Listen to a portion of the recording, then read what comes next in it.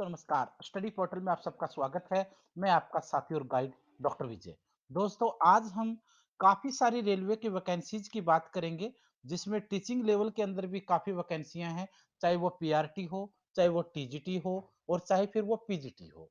उसी के साथ-साथ कुछ और टेक्निकल वैकेंसीज़ भी हैं, जो साथी तैयारी कर रहे हैं, जिनको सिलेक्शन की उम्मीद है और जो चाहते हैं कि वो एक अच्छी सेंट्रल गवर्नमेंट की नौकरी प्राप्त कर पाएँ, तो उनके लिए सबसे अच्छा मौका है। हालाँकि जितनी भी टीचिंग एग्ज़ाम्स होते हैं, चाहे वो केवीएस का हो, डीएसएसबी का हो, एनवीएस का हो, सीटेट हो, एचटेट हो, एमपीटेट हो, यूपीटेट हो या फिर अलग-अलग स्टेट के टीचिंग एग्ज़ाम्स हो, उन सभी की जानकारी, उनका स्टडी मटेरियल, उनकी क्लासेज़, वो सारी चीज़ें हम आपको देते हैं। और टीचिंग के साथ-साथ जो दूसरे एग्ज़ाम है SSC, banking, NDA, CDS, UPSC, PCS उनकी भी पूरी की पूरी डिटेल, स्टडी मटेरियल और नोट्स आपको यहाँ मिलते हैं। तो आज की वीडियो में हम इस डिटेल को देखेंगे कि इस वैकेंसी के अंदर क्या-क्या चीज़ें पूछी गई हैं। सबसे पहले अगर आप देखते हैं, तो शुरुआत में इसमें है कि डेट ऑफ पब्लिकेशन। पब्लिकेशन की डेट इसकी 23 फरवरी थी, लेकिन ऑनलाइन एप्लीकेशन स्टार्ट कब से हुए हैं?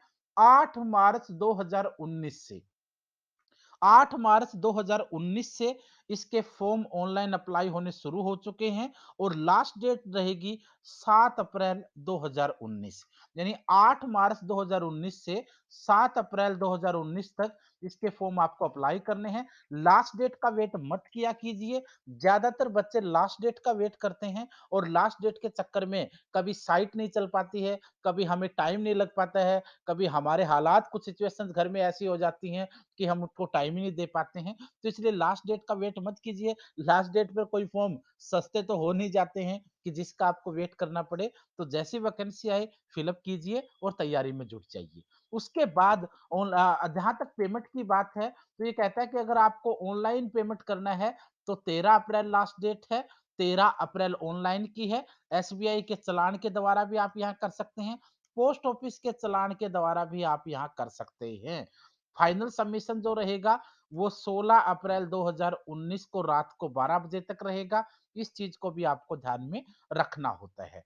उसी के अलावा अगर यहाँ टेस्ट की बात करेंगे तो सीबीटी टेस्ट होगा। सीबीटी टेस्ट सीबीटी बोलते हैं कंप्यूटर बेस्ड टेस्ट को। जो कंप्यूटर बेस्ड टेस्ट होता है, ऑनलाइन जो टेस्ट होता है कंप्यूटर पर, उसे सीबीटी कहा जाता है। और एग्जाम की डेट इन्होंने कहा है कि टेंटेटिव डेट है जून और जुलाई के बीच में ही रहेगी। जून और जुलाई की बात करेंगे तो आज अगर हम मार्च के अंदर हैं, तो उसके बाद आपके पास लगभग आधा मार्च हम गुजार चुके हैं।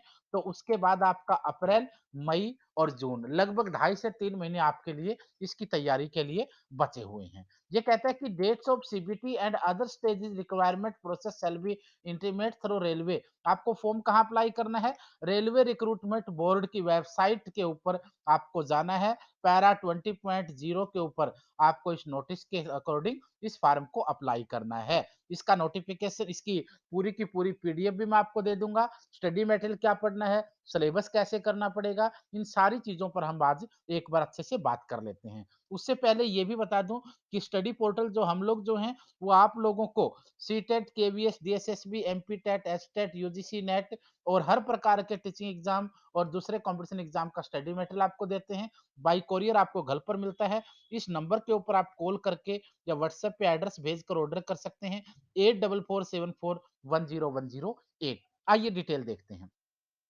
इंपॉर्टेंट इंस्ट्रक्शन जिसने कहा है कि क्या-क्या इंस्ट्रक्शन इसमें होंगी। कैंडिडेट को सबसे पहले ये एंश्योर करना है कि उसकी एलिजिबिलिटी पूरी है, वो एलिजिबल है इस वैकेंसी के अकॉर्डिंग। उसके बाद ये दूसरे नंबर पे कहता है कि आपको फॉर्म को ऑनलाइन भरना है और सीईएन के अकॉर्डिंग भरना है, जो नोटिफिकेशन आपको यहाँ दिख रहा है। उसके बाद जो महत्वपूर्ण चीजें आपके लिए हैं, वो हम आपको दिखा देते हैं ताकि आप लोगों को फॉर्म भरते हुए कोई समस्या किसी प्रकार की ना हो। एग्जामिनेशन प्रोसेस कहता है ये। एग्जामिनेशन प्रोसेस से रिलेटेड रिलेटेड क्या चीजें रहेंगी? मैल प्रैक्टिसेस यानी कौन सी चीजें बैन है, अनफेयर हैं, वो आपको नहीं लेके जानी पड़ेंगी। बैंड आइटम कौन से होंगे, ये आपने यहाँ पर देख लिया। उसके बाद स्टेजेस ऑफ एग्जाम, एग्जाम के स्टेज क्या होंगे? There shall be a single stage computer based exam.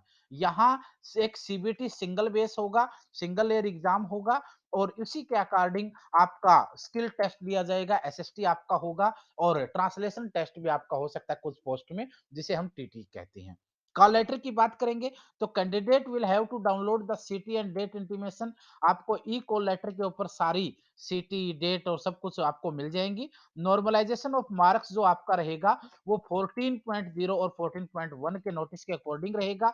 Short listing weightage के अकॉर्डिंग कि इसके अंदर लगभग 2.5 गुना के आसपास शॉर्ट लिस्टेड किए जाएंगे इंटरव्यू स्किल टेस्ट के लिए। और नेगेटिव मार्किंग यहाँ है 1/3, यानी एक क्वेश्चन आपने गलत किए, 3 क्वेश्चन आपने गलत किए तो आपका 1 नंबर चला जाएगा। इसे आप 33% कह सकते हैं, 33% भी कह सकते हैं। आमतौर पर यूपीएससी जैसे बोर्ड 33 लेते हैं, बाकी बोर्ड 1/4 लेते हैं, बट यहाँ रेलवे ने 1/3 ही इसको रखा है। जनरल इंस्ट्रक्शंस की बात करेंगे तो जनरल इंस्ट्रक्शन नॉर्मल्स हैं जिनको आप आराम से पढ़ सकते हैं। उसके बाद जो महत्वपूर्ण चीजें हैं आपके लिए, सैलरीज क्या होगी, फीस क्या होगी, पोस्ट कितनी होती हैं, उनको एक बार हम ध्यान से देखेंगे। ज्यादातर बच्चे उसी वेट में ज्यादा होते हैं कि इसमें क्या क्या चीजें आपको स्पेशल दे रखी हैं उन लोगों ने।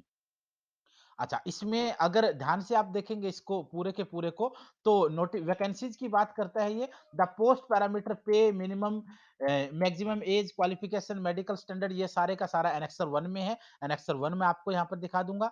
इसी के बाद जो मेडिकल और जो जनरल फिटनेस है, जो बाकी पोस्ट के लिए है, यहाँ पर टीचिंग वगैरह की आपको इसमें समस्या नहीं होगी। नेशनलिटी और सिटीजनशिप, इसमें क्या कहा गया है? एक candidate must be either a citizen of India होना चाहिए, ए सब्जेक्ट ऑफ नेपाल हो सकता है इसमें, ए सब्जेक्ट ऑफ भूटान हो सकता है, या फिर तिब्बतियन रिफ्यूजीज के अंदर हो सकता है जो 1 जनवरी 1962 से पहले आए हों। A person of Indian origin भी हो सकता है इसमें, जैसे केवीएस जैसी वैकेंसियों में आपको आमतौर पर मिलता है। एज लिमिट की बात यहाँ पर है। एज लिमिट क्या होगी?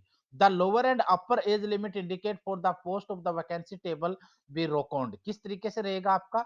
जो नॉर्मली आप वैकेंसी के आधार पर देखते हो, तो सबसे पहले जो एज ग्रुप है वो 18 से 30, 18 से 33, 18 से 40, 18 से 45 और 20 से 35, ये अलग-अलग एनेक्सर की वैकेंसीज हैं। सारी वैकेंसीज को आप ध्यान से इसमें नोटिफिकेशन में देख लेंगे और उसी के अकॉर्डिंग है। जनरल के लिए ये पैराग्राफ इसमें दिया गया है, ओबीसी नॉन क्रीमी लेयर के लिए ये है, एससी एसटी के लिए आपके पास ये डिटेल है और ऑल कम्युनिटी के लिए आपको यहाँ पर डिटेल दी गई है।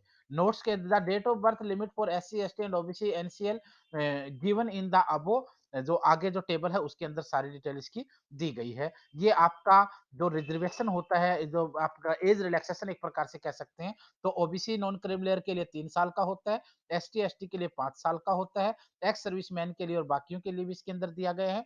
तो यहाँ भी आप लोग अपने डिटेल देख सकते हैं।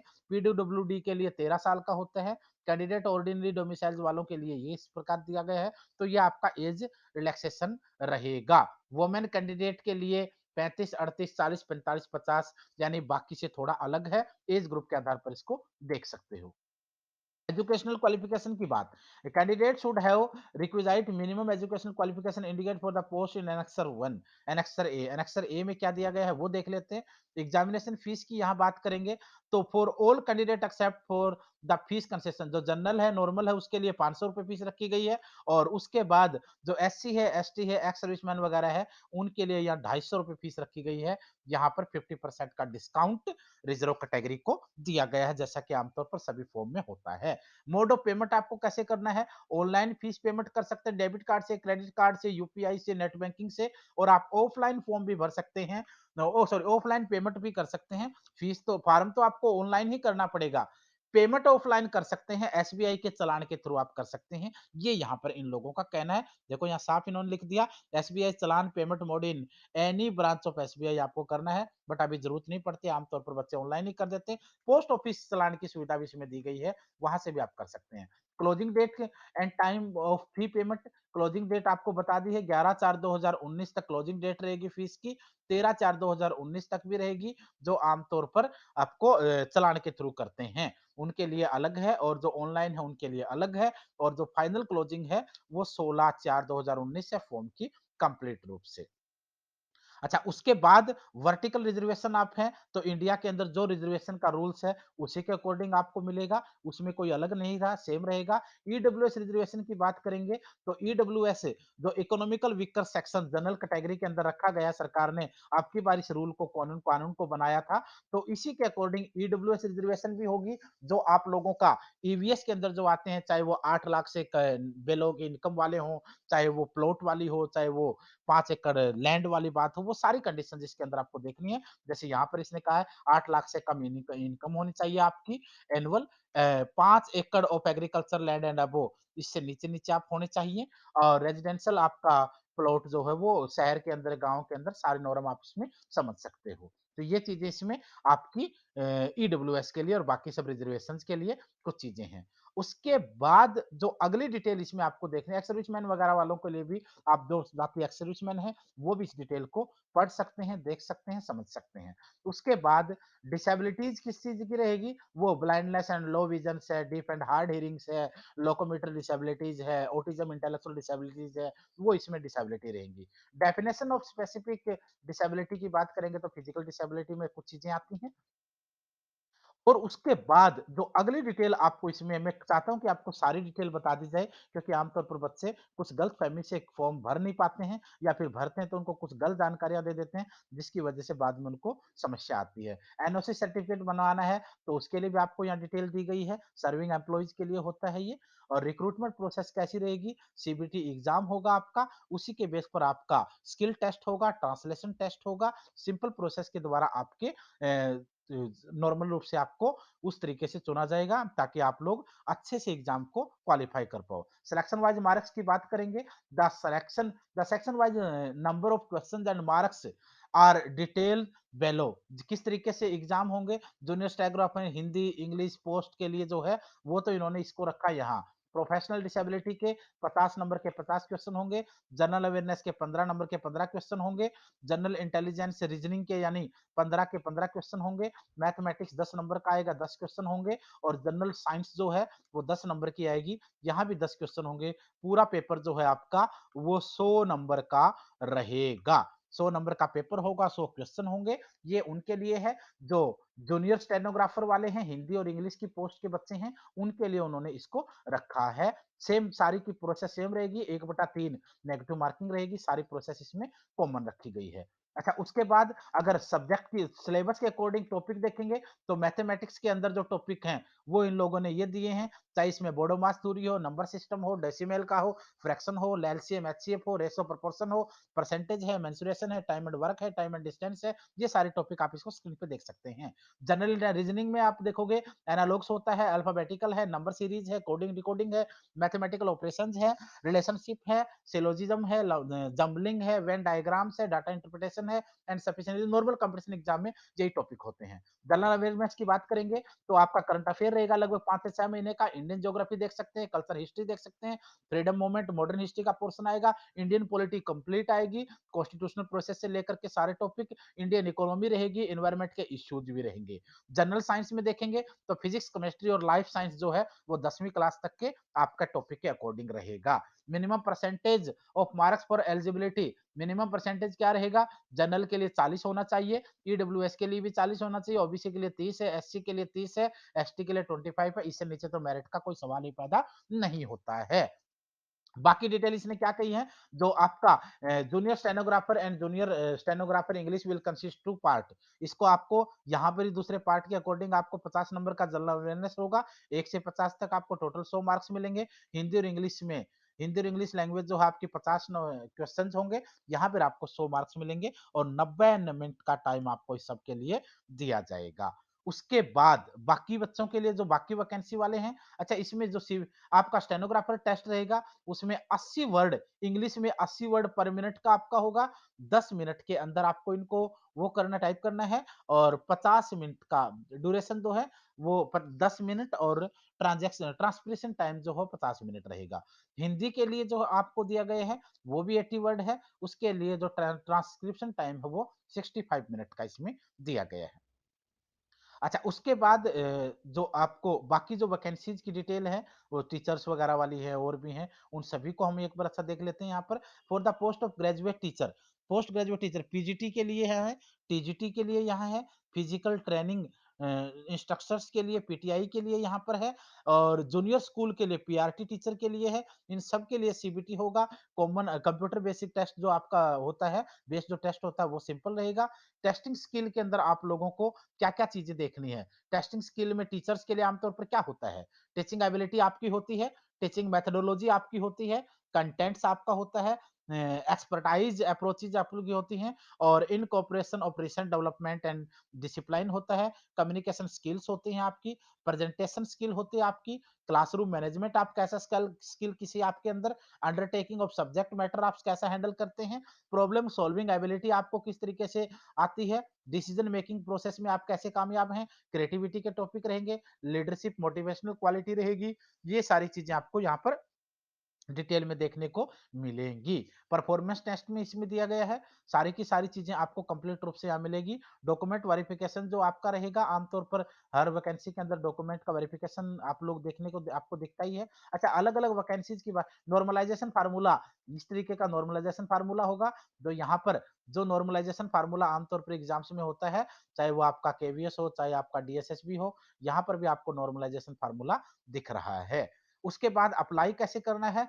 तो आप आरआरबी के साइट के ऊपर जाइए और पैरा 20.0 वाले साइट के ऊपर आप लोग इस सर्वर के ऊपर जाकर के अप्लाई कर सकते हैं। स्कैन डॉक्यूमेंट होंगे जेपीईजी फॉर्मेट के अंदर आपको करने हैं और चाहे आपका सर्टिफिकेट जो भी आपके पास है, फोटो है, साइन है और वैकेंसी टेबल आपको मैं दिखा देता हूँ कि किस-किस पोस्ट में कौन से सब्जेक्ट की वैकेंसीज़ हैं, वो भी आप देख लेंगे। फॉर्म ऑनलाइन आप लोगों को ध्यान से अप्लाई करना है, कोई मिस्टेक ना हो जाए, कोई गलती ना हो जाए। अगर आपको कोई डाउट है तो आप कमेंट भी कर सकते हैं वीडियो के नीचे, लेकिन मैं चाहता हूँ कि वो मेन-मेन चीज़ें मैं आपको बता दूँ। एससी-एसटी सर्टिफिकेट किसी को अपलोड करना है, तो उसके लिए नॉर्म दिए गए हैं, एससी वालों के लिए दिए गए, ओबीसी वालों के लिए दिए गए, ईडब्ल्यूएस वालों के लिए दिए गए हैं। मॉडिफिकेशन अगर आपको एप्लीकेशन में करना है, तो उसके लिए भी बताया गया कि after final submission of application in case the candidate wish to make minor changes to correct inadvertent unit in the application the correct of data other than RRB email and mobile number can done by paying the mode of fees 100 रुपए की extra fees दे करके आप लोग थोड़ी बहुत changing कर सकते हैं चाहे मोबाइल नंबर की है चाहे ईमेल आईडी की है जनरल चीजों को कर सकते हैं और ये फीस जो है नॉन रिफंडेबल होगी या आपने फीस दे दी आपने अपना करेक्शन कर लिया आप करना चाहें ना करना चाहें वो आपकी मर्जी है इनवैलिड एप्लीकेशन कौन सा होगा ये आप देख सकते हैं हॉल टिकट आपको किस टाइम पे किस तरीके से मिलेगी, इसकी डिटेल इन्होंने यहाँ पर दे रखी है और उसके अलावा एनेक्सर, एनेक्सर बड़ा इंपॉर्टेंट है। आप लोगों को आमतौर पर एनेक्सर बताए जाते हैं कि ये चीज़ एनेक्सर 1 में देखिए, ये चीज़ एनेक्सर 2 में देखिए। तो यहाँ पर 1 से लेकर के 2, 2A, 3, 4 सारे के सारे एनेक्सर इन लोगों ने दे रखे हैं। अपनी जो भी आपकी समस्या है, उसको आप एनेक्सर में जाकर के भी सर्च कर सकते हैं, ढूँढ सकते हैं।